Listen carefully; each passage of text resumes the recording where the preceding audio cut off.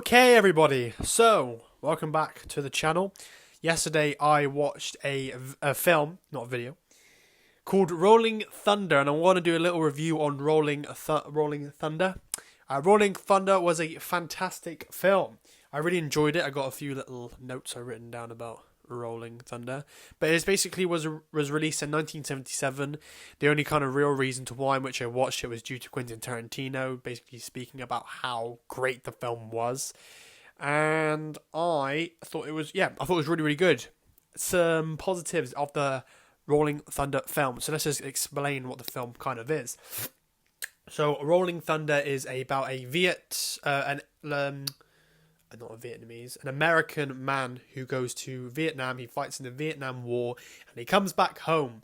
And as he comes back home, he's greeted by his family and he starts to basically go back into his normal life. However, things take a very dark turn when he basically wins a lot of some silver coins that are worth a lot of money for his service in the American military, and his family are killed, and he's also very severely badly injured by his hand being cut off. And that's due to how he doesn't give up on letting the criminals know where the silver coins are. Then the whole film takes an immediate turn, and it's about his revenge on getting back on these people and basically killing them. This was actually a script written by Paul Schrader, and you can kind of see the link with this kind of 70s thing that Paul Schrader had. Whereas almost like a revenge story, because he also did Taxi Driver, and that's kind of a similar plot, where it's almost like a somewhat normal person who kind of is in normal life, and then something drastic happens, and he has to get revenge. There's a motivation of revenge that the character has to go through. I personally I really enjoyed The Rolling Thunder. I love the 70s gritty vibe of it. It's not necessarily pleasing filmmaking, and I love that about 70s. It's scrappy filmmaking in an excellent way. The film, it's just like that 70s vibe you get off of it. You know, it's not perfect. There's imperfections in it that make the film just ultimately a lot better. And I just like how gritty and how rough it was ultimately.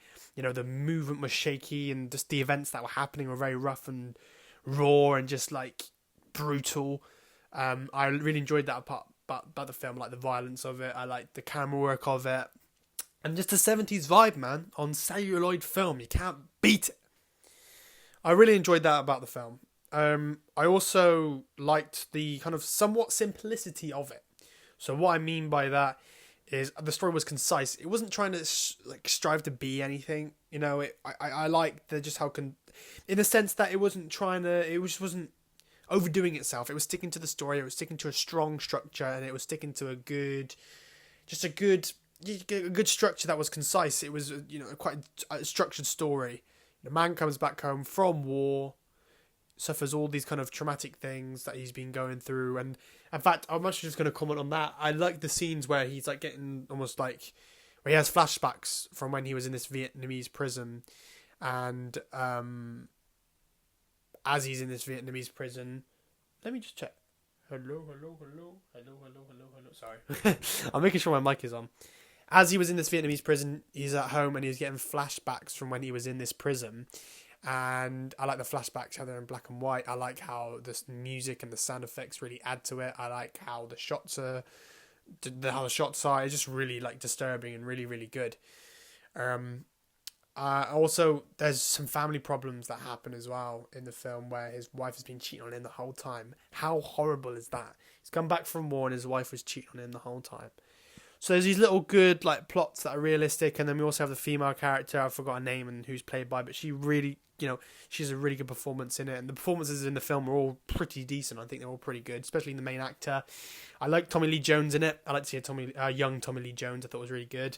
The shootout scene, especially towards the end of the bar bit, was really, really good.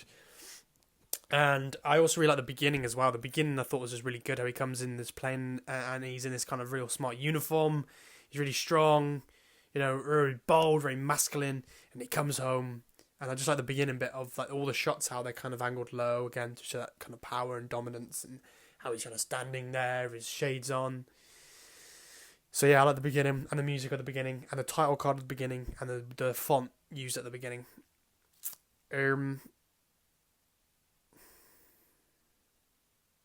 Yeah, I enjoyed the performances. I enjoyed the pace of it. I think the only kind of negative I had to say was I was a little bit bored in certain parts. Again, probably my attention span being in 2025 and this film being like 60 years old. I don't think it's necessarily a problem. Again, it's just my opinion.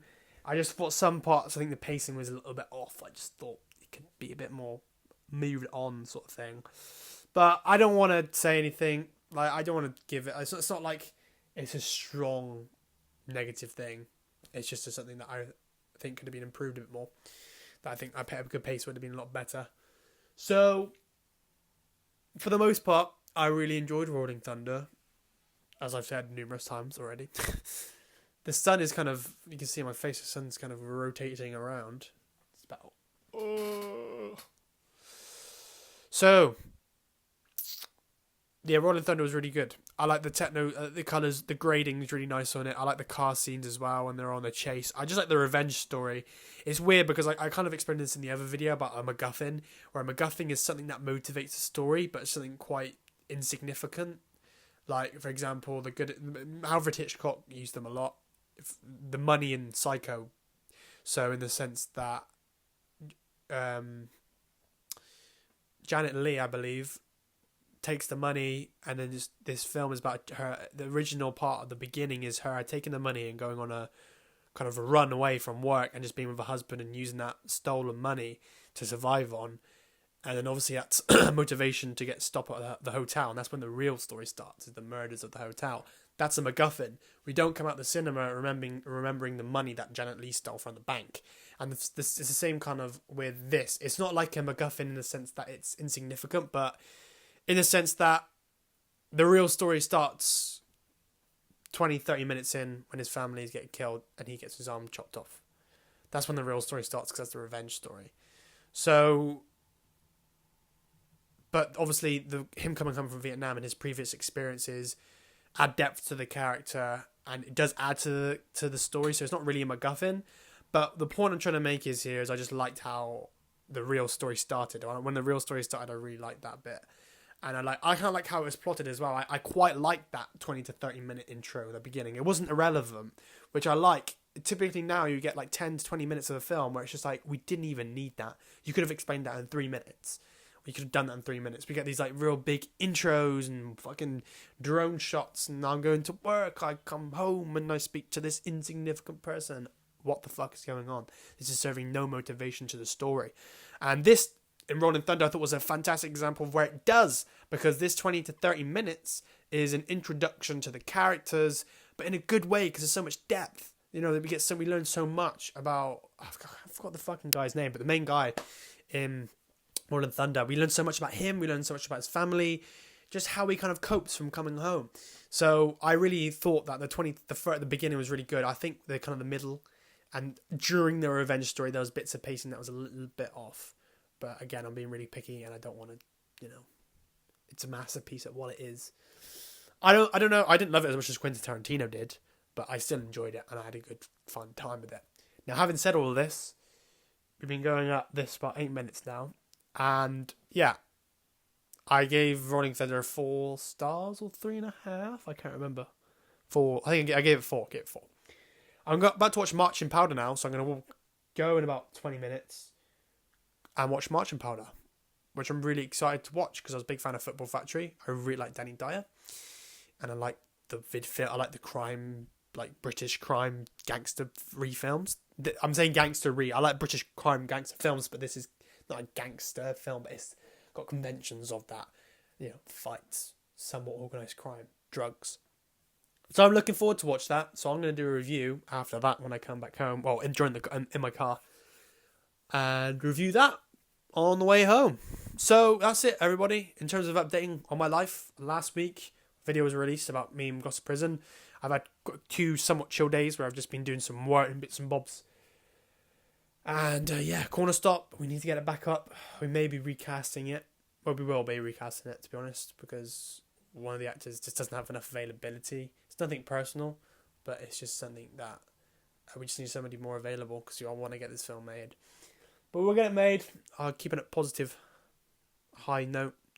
So I'm about to watch that film now. Do some more tomorrow, just constantly going and accelerating with content, with my film making career and everything. So yeah, a little update there. So I will do a review, as I said, when I on Marching Powder, which you'll see in a few days' time. Or after this video or whatever. But that's it. That's what I have to say about Rolling Thunder. Amazing film. Go and watch it. Great 70s film. Good performances. Good pace. It's a lovely film that I would recommend to anybody. Have a good afternoon, evening, and whatever.